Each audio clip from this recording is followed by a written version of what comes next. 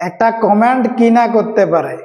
শুধুমাত্র একজনের ক্যান্ডিডেটের আমি কমেন্ট পেয়েছি রিজনিং এর ক্লাস থেকে ডাইসের ক্লাসটা করানোর জন্য। তাই আজকে আমি 4-5 মিনিট হাতে সময় নেব তোমাদের থেকে, তবে 4-5 মিনিটে তোমাদের ডাইস ফুল ক্লিয়ার হয়ে যাবে, কথা দিলাম আমি। শুধু সঙ্গে থাকো আর দেখতে থাকো। দেখো আমি কিছু এখানে ডাইস থেকে ওপেনের ডাইসের কিছু নেট নিয়েছি। এই নেট গুলো তোমরা খাতা খুলে বসে যাও আর নেট গুলোকে খাতার মধ্যে ড্র করে তুমি এগুলোকে শুধুমাত্র নোট ডাউন করে রাখো যে কোনো ওপেন ডাইসের বিপরীত ফলকে কারা কারা থাকে, কোন কোন ফেজগুলা এক একটার বিপরীত থাকে। আমরা কম বেশি লুডো সবাই খেলেছি বাড়িতে। এখন লুডোর আমরা জানি 6টা ফেজ থাকে, মানে 6টা সাইড থাকে, যেহেতু ছক্কা বলে মারি আমরা, ঠিক কিনা বলো? ছক্কা বলে যদি মারি সেখানে কিন্তু আমরা বুঝতে পারি যে ছক্কা মানে 6টা পেজ থাকে।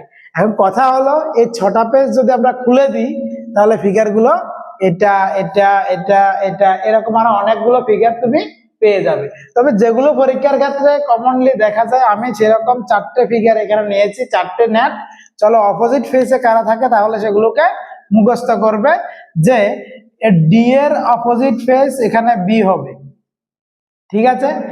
এফ এর অপোজিট ফেজ এখানে ই হবে, আর এর অপোজিট ফেজ এখানে সি হবে। এই অপোজিট ফেজ কথাটা মানেটা কিরকম, যে অপোজিট ফেজ জিনিসটা কি আসলে বলতো?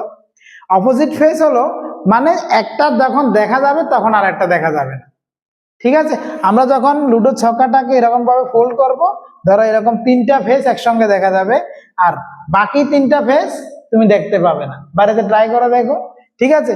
তাহলে এর অপোজিট সি, ডি এর অপোজিট বি আর ই এর অপোজিট এফ, যেভাবে করে আমরা ফিগার গুলো নিলাম সেভাবে তোমরা খাতায় ড্র করে এটা লিখে নাও। তারপরে এর মধ্যে পার্সেন্টের অপোজিট হলো হ্যাশ, স্টারের অপোজিট হলো প্লাস, আর ডিভাইডের অপোজিট হলো @। এগুলো হলো একটা একটা অপোজিট ফেজ, তাই অপোজিট ফেজ গুলোকে মুখস্থ করে নিতে হবে।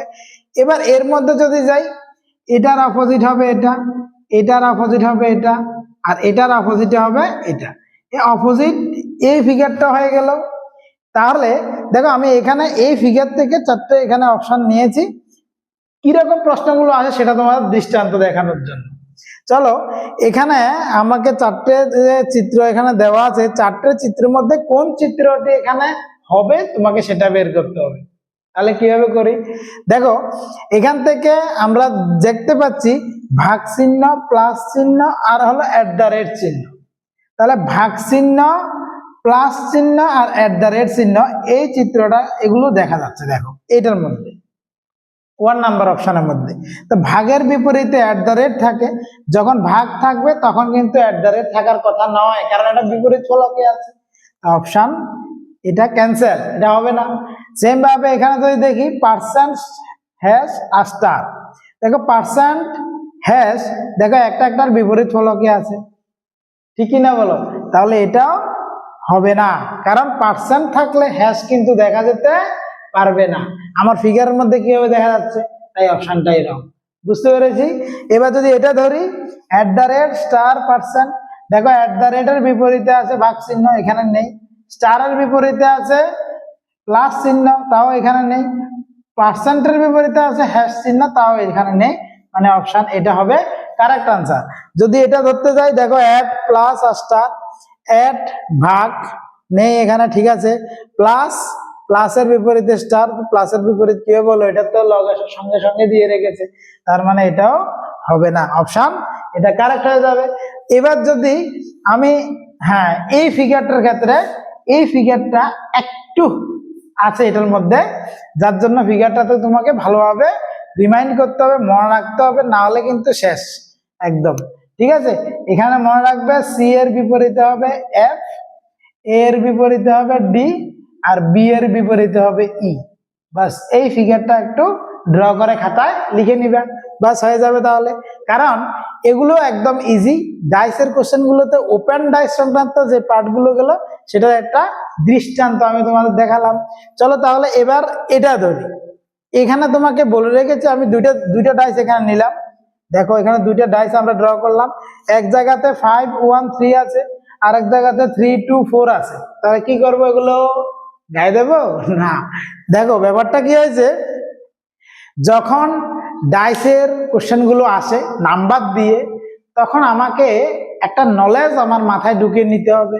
সেটা হলো যে ডাইস হলো মানে ক্লোজ ডাইস, বন্ধ ডাইস যেগুলো আছে সেগুলোর মধ্যে ডাইসটা দুই রকমের আছে, একটা হলো স্ট্যান্ডার্ড ডাইস আর একটা হলো তোমার নর্মাল ডাইস।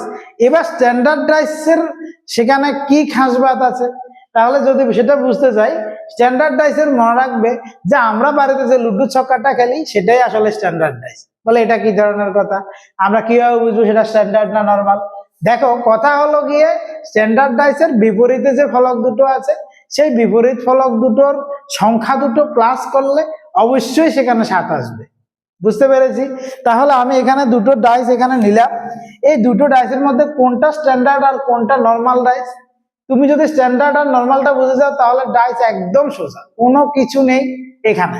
তাহলে এর মধ্যে দেখো আমরা স্ট্যান্ডার্ড না নর্মাল বের করার জন্য যে সংখ্যাগুলো দেবে সেগুলোকে পরপর দুইটা ফেসের প্লাস করবে। এখানে দেখো 1 5 আছে, 1 + 5 আনসার কত আছে 6, 5 আর 3 প্লাস করলাম, 5 3 তে আনসার কত আসে 8, 1 3 প্লাস করো আনসার কত আসে 4।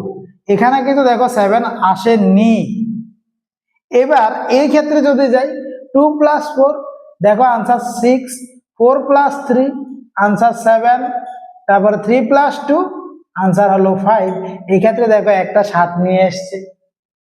তাহলে আমরা এখান থেকেই বুঝে যাব যে এটা হলো স্ট্যান্ডার্ড আর এটা হলো নর্মাল। বুঝতে পেরেছি?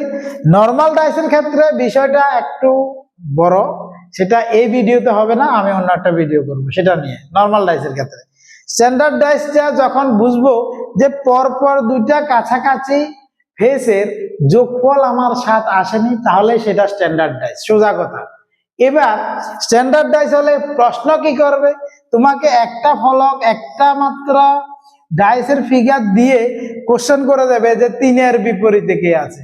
ধরো এখানে দিলাম 3, তোমাকে জিজ্ঞেস করলো 3 এর বিপরীতে কে আছে, তাহলে তুমি কি বলবে স্যার 4 আছে। তাহলে 4 কিভাবে হলো, কারণ বিপরীত ফলকের দুটো সংখ্যার যোগফল কিন্তু 7 আসবে স্ট্যান্ডার্ডে, সেটা আমরা জানি। তার মানে এখানে একটা ফেসে যদি 3 থাকে তার বিপরীতে অবশ্যই 4 আছে, তাহলে 4 আর 3 প্লাস করো আনসার আসবে 7। আর এই ক্ষেত্রে 5 এর বিপরীতে বললে কি হবে, তাহলে 5 এর বিপরীতে 2 হবে, আর 1 এর বিপরীতে নিশ্চয় ছক্কা হবে। কি হবে? ছক্কা। আমরা যে লুডো খেলায় বলি ছক্কা, কানার বিপরীত সাইড, দেখবে তুমি মিলিয়ে নিও বাড়িতে লুডো থাকলে। ঠিক আছে, এই হলো বিষয়। আর দুটো টপিক আছে, সেই দুটো টপিক সঙ্গে নর্মাল ডাইস সহ আর একটা ভিডিও আসছে, অবশ্যই সঙ্গে জয়েন থেকো। যদি ভালো লাগে অবশ্যই লাইক ফলো শেয়ার করে দিলে ভালো লাগবে, কারণ আমিও মোটিভেশন পাবো যে হ্যাঁ ঠিক আছে, আমার সাপোর্টে কিছু তো স্টুডেন্ট আছে, গ্লোবাল ক্লাসের সাথে তো কিছু স্টুডেন্ট আছে, তখনই আমার কাছে ভালো লাগবে। তখন দেখে বিন্দাস, দেখো মাইক অলরেডি নেওয়া হয়ে গেছে, আর কোনো চিন্তা নেই, ক্লাস এবার কন্টিনিউ আসবে। এতদিন মাইকের প্রবলেম ছিল যার কারণে কিন্তু কন্টিনিউ ক্লাসটা আসেনি। ঠিক আছে, তো এখন থেকে কন্টিনিউ ক্লাস আসবে। যারা এসসিজিডি ক্যান্ডিডেট আছো 2026-এর জন্য একদম ফুললি প্রিপেয়ার্ড করার উপরে থাকছি, এখানে সঙ্গে থাকবে। জয় হিন্দ।